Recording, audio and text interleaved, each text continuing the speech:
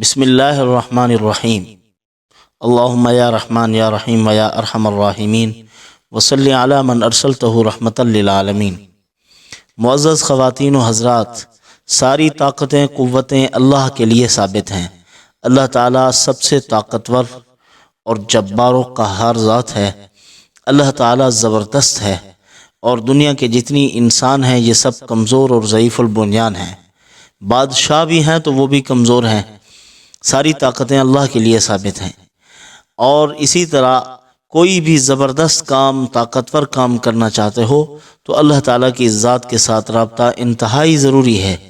اسی لیے جتنے باہمت امور ہیں قرآن مجید میں کہا گیا، کچھ اوصاف بیان کیے گئے۔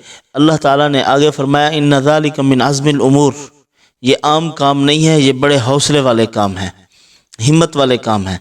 پست ہمت آدمی، یہ جو وظیفہ ابھی میں بتا رہا ہوں، اگر اس کو پست ہمت آدمی پڑھے تو اس کو اللہ ہمت عطا فرما دے۔ دشمن کے لیے پڑھے تو اللہ پاک دشمن کو مغلوب کر دے۔ ظالم کے لیے پڑھے تو اس کو اپنی پڑ جائے، اللہ تعالیٰ اس کے ظلم سے حفاظت فرما دیں۔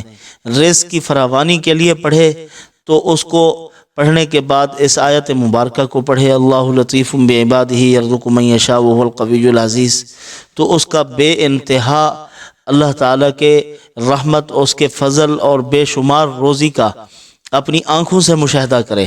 اور اسی طرح اگر کوئی آدمی یہ چاہتا ہے کہ اس کا دشمن بہت جلد مغلوب ہو جائے، شکست خوردہ ہو جائے، ذلیل و خوار ہو جائے، ستیہ ناس ہو جائے، اس کے لیے وہ اس اسم کو پڑھے۔ تو اس اسم مبارک کے پڑھنے کا طریقہ ابھی میں شروع سے بتاتا ہوں۔ جو آدمی یہ چاہتا ہے کہ میرے دشمن مغلوب رہیں، ان کو چاہیے کہ وہ یا قویو کا ورد کریں، 130 مرتبہ اس اسم مبارک کو پڑھیں۔ یا قویو صبح اس کو پڑھ لیں، شام کو مغرب کی نماز کے بعد پڑھیں، ان دو اوقات میں اس کو پڑھیں۔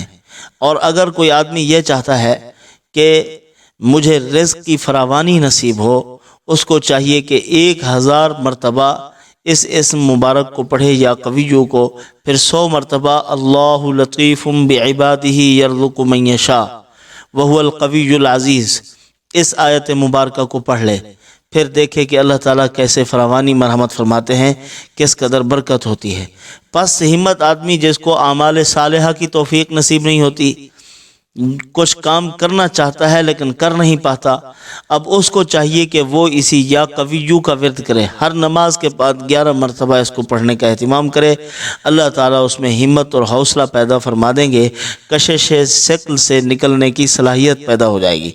کشش ثقل کا کیا مطلب؟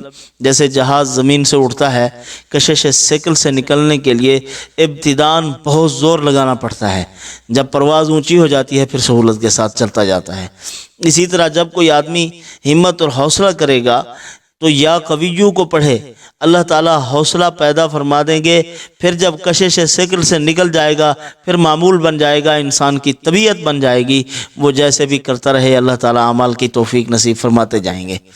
اسی طرح اگر کوئی آدمی یہ چاہتا ہے کہ میرا دشمن ہلاک ہو، اور دشمن وہ دائرہ اسلام سے باہر ہے، حدود اسلام کی کوئی اس کو احساس نہیں، نہ پاس و لحاظ ہے، اور اس پر بھی دباؤ ڈال رہا ہے، جیسے حضرت داؤد علیہ السلام کا واقعہ ہے، حضرت سلیمان علیہ السلام کا۔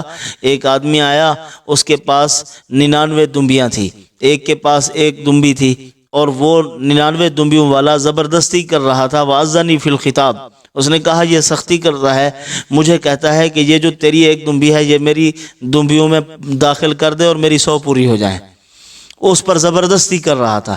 تو اس طرح کسی کے حقوق کو سلب کرنا چاہتا ہے، ناجائز طریقے سے اس پر مسلط ہے، اپنا تسلط قائم کرنا چاہتا ہے، تو اس کو چاہیے جو مظلوم ہے وہ دانے کے برابر یا اس سے تھوڑی سی موٹی آٹے کی گولیاں بنا لے، آٹے کی گولیاں بنا کر یا قویو ان کے اوپر پڑھتا جائے، اور مرغ کو کھلاتا جائے، مرغ کو وہ کھاتے جائیں۔ اس کو 1000 دانہ اس طرح پڑھے، اس پر یا قویو پڑھتا جائے۔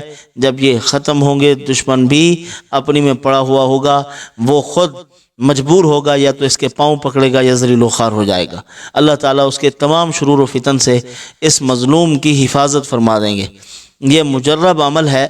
اگر آپ کا کوئی اور مسئلہ ہے، آپ کے مسائل حل نہیں ہو رہے، تو آپ فقوتی عذابر القوم الذین ظلموا والحمد للہ رب العالمین، یہ آیت مبارکہ فجر اور مغرب کی نماز کے بعد 7 مرتبہ پڑھیں، دشمن گھٹنے ٹیکنے پر مجبور ہو جائے گا، اللہ تعالیٰ اس سے آپ کی حفاظت فرما لیں گے۔ وما علینا الا البلاغ۔